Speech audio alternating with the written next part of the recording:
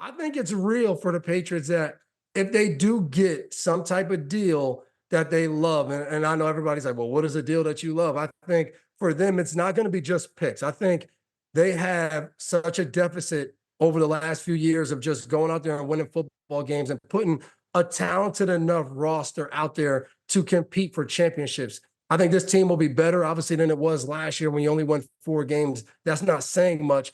But the problem is the culture in New England, because of Coach Belichick, is you win a Super Bowl or you don't. That's the definition of a good season. That, yes, they're not going to be Super Bowl or bust, but I think they have to be in the playoffs. They want to get back to that level. And I think for them, if they can get 2 or 3 first-round picks plus a player like Darrisaw in Minnesota, the left tackle, they can get him. Yes, then I think they're like, hey, Minnesota, Kevin O'Connell, you want to move up to number 3?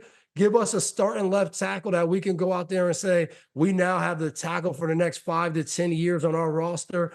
Go ahead, because so far that's been a problem for them. I think they've patched together a good enough offensive line, bringing Michael Onwenu back this year. I think that'll help. But I think they still have to have question marks there. And I think left tackle and wide receiver, but I just don't see Minnesota coming in saying, hey, take Justin Jefferson off our hands and give us picks. I think that would be crazy. So I think the next step for them is how do we solidify our offensive line? And I think if not, if they don't get a trade offer that they love, then to me, they have probably the best position of maybe you don't get the guy that you might have rated a little higher than the other guy, but you don't have to make this choice. So you get the third best guy. But if you can work with a Drake May or a Jaden Daniels, that's pretty good in this draft to say we got the third best guy, but they're not far off from the guy in front of us, because we saw it in years past. That could be a huge drop-off depending on who's available. So I think they're in a good position and very interested in what they do draft night. Yeah, it always comes back to the evaluation of the player. And oftentimes people talk about the strategy of the draft, move back, get picks, all of that. I got it. I understand it. I understand how it's all weighted. I understand you get more players. I got all that stuff. But if you love the player and you have conviction on the player, take the player. Nobody's going to remember, oh, you took him third, or you took him this, or we got this. If you drafted a Hall of Fame player, the conversation's over. And so, and we had that situation a number of different times where you say, okay, I got a little pang about the guy. Let's go back. I have conviction about the guy. Let's take the guy. I don't care what we're getting. This guy is better than that guy. Those picks don't add up to it. Let's take the guy. And to me, that's what it comes down to. If they love whoever it is, Drake May, if he's the guy available, do they love him, or do they, yeah, it'd be nice to have him. I think that's what drives the decision, or should drive the decision more than anything else.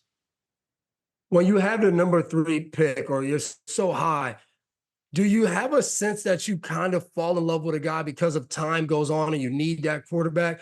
Or were you always able to just kind of be like, I'm going to be objective. Do I love him? Do I not? And then move on? Or is it hard, like going to dinner with the guy and all of those other aspects that come into play?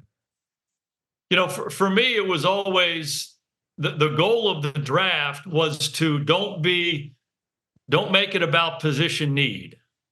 If you built the team the right way, be as pure as you can be on draft day to draft the best players. Now, that's easier said than done. It's hard to do when you have a big hole at tackle and their tackles are staring at you. Consciously or subconsciously, those guys get pushed up in your mind. But we did our best when we really pulled back and said, who's the best guy? Who's the elite player? Who's the Pro Bowl player? Who's the potential Hall of Fame player when you're at the top of the draft? And so that's what you have to really force yourself to do. Check yourself on it, because that draft for need thing blends with best player real easily, because you look at the makeup of your roster. And so we drafted Tyron Smith with the 9th pick of the draft my first year in 2011. And we had opportunities to go back. We had a lot of conversations about the other tackles in the draft. We just said, at the end of it, I got it. That all makes sense. On this little chart, yeah, I get the numbers. Yeah, this guy's better. this guy's better. Let's take this guy. This guy's going to be a Hall of Fame tackle for us. This guy's going to start on day one, and we're not going to have to address this thing for 12 years. Ended up being 13. He made about 9 Pro Bowls, and to me, was the best left tackle of his generation.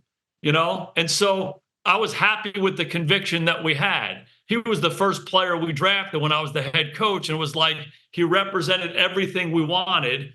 And that conviction that we had about him, I don't even know what all the draft options were. We could go back to 14 instead of drafting at 9, and we get this, and that. Forget all that. Let's take this guy. If you don't have that conviction, those trades become, hey, let's go. I want to wheel and deal. And I think that for New England, for Arizona, for the Giants, all those guys that are way up at the top of the draft, that's what you have to think about. And if you can take the position thing out of it, if Marvin Harrison's staring at you, you're like, I know we have a need at position X. Are you kidding me? If Joe Walt's staring at you, I know we have a need. This guy's going to be our tackle until 2038, And so I think that's how you have to think all the time, but particularly in those top 10 picks. Hi, I'm Mike Tirico, and thanks for watching. Make sure to hit subscribe for the latest news and highlights from NBC Sports.